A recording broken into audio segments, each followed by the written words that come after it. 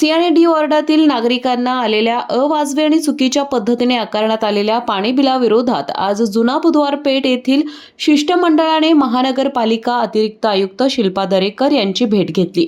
यावेळी नागरिकांनी वाढीव पाणी बिलांचा पाढा वाचत महापालिकेच्या जलविभागाच्या कारभारावर तीव्र संताप व्यक्त केला। गेल्या 6 महिन्यांपासून सी आणि डी वॉर्डात पाणी बिलांचे नियमित वाटप झालेले नाही। मात्र कोणतेही मीटर रीडिंग न घेता थेट 6 महिन्यांचे एव्हरेज बिल लावून 4 ते 5 हजार रुपयांची आकारणी केली जात असल्याचा आरोप शिष्टमंडळाने केला। जागेवर जाऊन मीटर रीडिंग न घेता स्पॉट बिल देण्यात येत नसल्यानं नागरिकांना मोठा आर्थिक भुर्दंड सहन करावा लागतोय।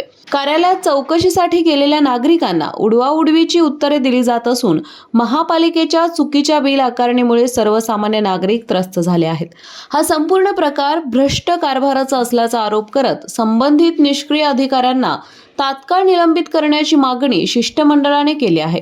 वाढीव आणि चुकीची पाणी बिले आम्ही भरणार नाही असा इशारा देत संतप्त नागरिकांनी महानगरपालिकेच्या दारात वाढीव बिलांची होळी करत तीव्र आंदोलन केले। यावेळी सुशील भांदिगरे, उदय भोसले, रणजित शिंदे, संतोष दिंडे, अनिल पाटील, धीरज मुळे, गणेश जाधव यांच्यासह नागरिक उपस्थित होते।